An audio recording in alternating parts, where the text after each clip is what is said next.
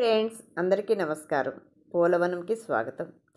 ఆరోగ్య ప్రదాయిని శుభదాయిని తమలపాకు ఇప్పుడు బాల్కనీల్లో మిద్దె తోటల్లో అందరూ పెంచుకుంటున్నారు. తమలపాకు ఇంకో పేరు తెలుసా ఫ్రెండ్స్? నాగవల్లి అని కూడా ఉంది. భారతదేశంలో విరివిగా ఉపయోగించే తాంబూలంలో ముఖ్యమైన భాగం. ఇది పైప్రేసి కుటుంబానికి చెందింది. ఎగబ్రాకే మొక్క. తేమ గల వేడి ప్రదేశంలో ఎక్కువగా పెరుగుతుంది. తమలపాకు శరీరంలోని అంతర్గత నొప్పుల నుండి ఉపశమనాన్ని అందిస్తుంది. తమలపాకు శరీరంలోని రాడికల్స్ను తొలగించే యాంటీ ఆక్సిడెంట్స్ పవర్ హౌస్. శరీరంలోని సాధారణ pH స్థాయిలను పునరుద్ధరిస్తుంది మరియు కడుపు నొప్పి తగ్గడానికి సహాయపడుతుంది. మలబద్ధకం నుండి ఉపశమనం కోసం తమలపాకును తినాలని ఆయుర్వేదం విస్తృతంగా సిఫార్సు చేస్తుంది. తమలపాకుని దేవుని నివేదనలో వాడుతున్నాము అంటే దానికి ఎంత ప్రాముఖ్యత ఉందో అర్థమవుతుంది కదా.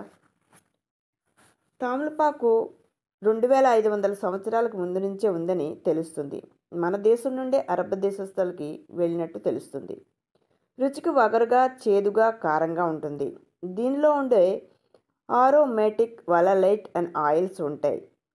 ఈ ఆయిల్స్ వలన ఆకు ఒక్క సున్నంతో కలిపి తీసుకోవడం వల్ల ఒక ఘాటైన పదార్థం విడుదలవుతుంది. దీనివల్ల శరీరంలోని ఎంజైమ్స్ ఉత్తేజితం అవుతాయి.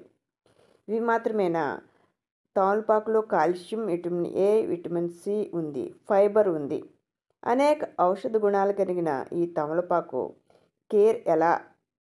తమలపాకు మరీ ఎండ ఎక్కువగా తగిలే ప్రదేశంలో కాకుండా వెలుతురు ఉన్న నీడ ప్రదేశంలో పెంచాలి. దీనికి ఎసిటిక్ నేచర్ ఉన్న సాయిల్ కావాలి. దీనికి నైట్రోజన్ ఉన్న రిచ్ ఫెర్టిలైజర్స్ ఇవ్వాలి. సమ్మర్లో అయితే తగినంత వాటర్ పోస్తూ ఆకులపైన కూడా ప్రతిరోజు వాటర్ స్ప్రే చేయాలి. దీన్ని ఎక్కువగా గ్రీన్ ఫ్లైస్, స్పైడర్ మేట్స్ ఎక్కువగా వస్తూ ఉంటాయి. అందుకు అల్లం, వెల్లుల్లి, పచ్చిమిర్చితో చేసిన ద్రావణాన్ని మొక్కపై స్ప్రే చేస్తూ ఉండాలి.